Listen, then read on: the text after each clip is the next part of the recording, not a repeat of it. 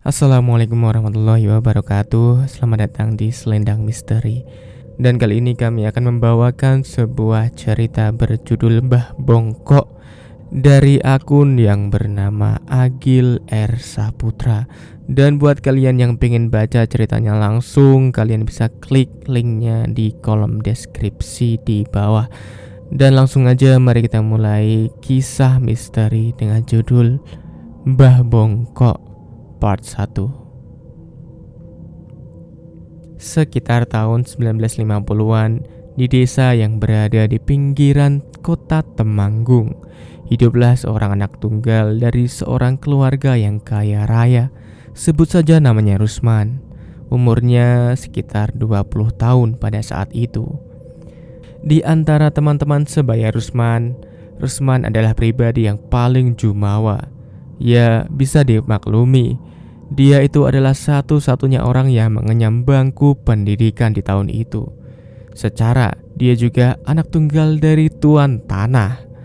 Berkebalikan dengan Rusman yang jumawa, orang tua Rusman adalah orang yang baik dan suka membantu orang yang ada di sekitar.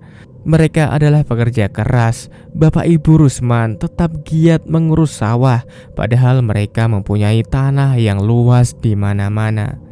Sementara Rusman kerjanya hanya sekolah dan main-main. Beberapa tahun kemudian dia lulus dan bekerja di jawatan kereta api di Temanggung. Karirnya cukup moncer. Di usia muda dia tergolong pemuda yang sukses.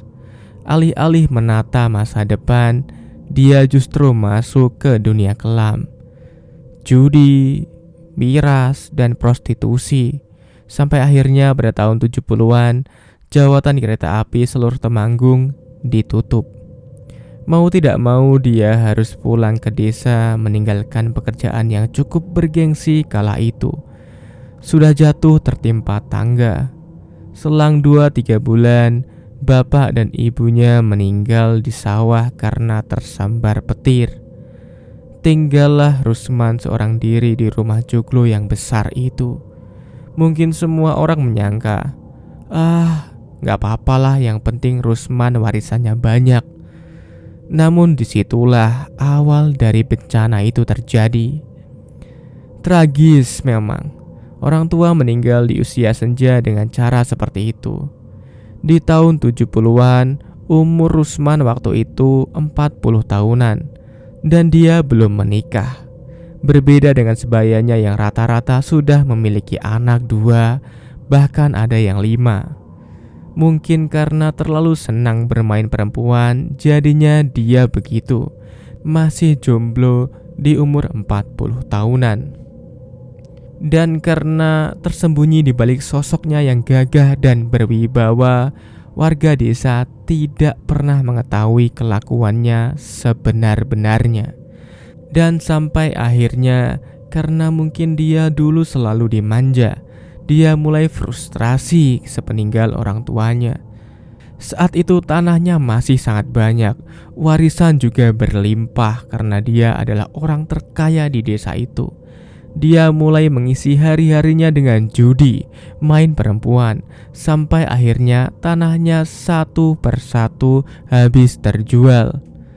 Tahun-tahun pun berlalu. Di usia senjanya, dia hidup sendiri tanpa istri di gubuk kecil pemberian warga desa. Tak ada lagi harta yang melimpah. Dia hidup makan pun dari belas kasihan warga desa.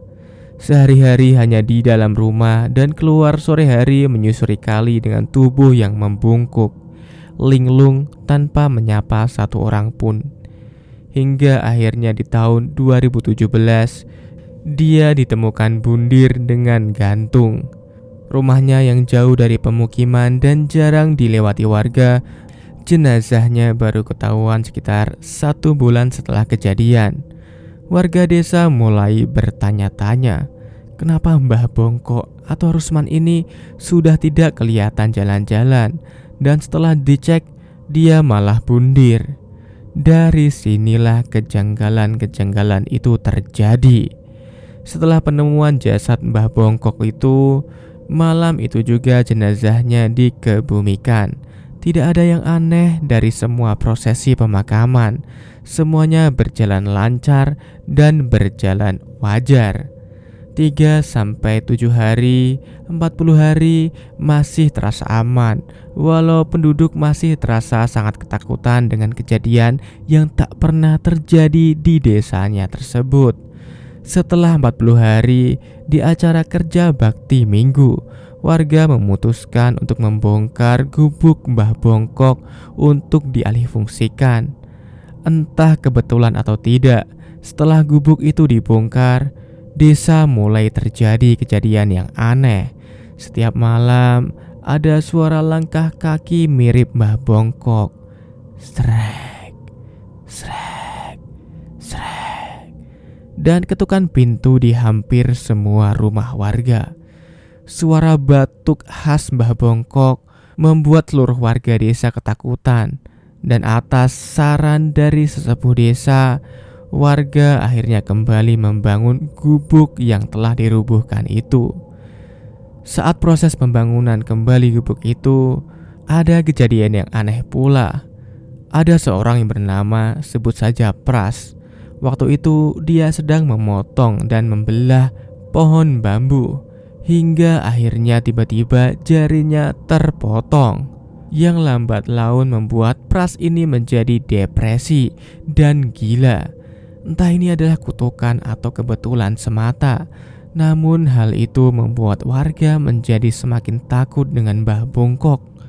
Sampai cerita ini ditulis, Pras masih hidup dan orangnya linglung. Hingga akhirnya gubuk yang telah dirubuhkan itu pun kembali berdiri. Namun sampai sekarang teror-teror dari Mbah Bongkok masih saja terjadi. Bagaimana bentuk teror yang dilakukan oleh Mbah Bongkok? Jangan lupa saksikan part kedua dari thread yang ditulis oleh Agil R. Saputra ini. Dan terima kasih buat kalian yang sudah mengikuti cerita ini. Sampai jumpa di part 2 Kisah Mbah Bongkok. Bye.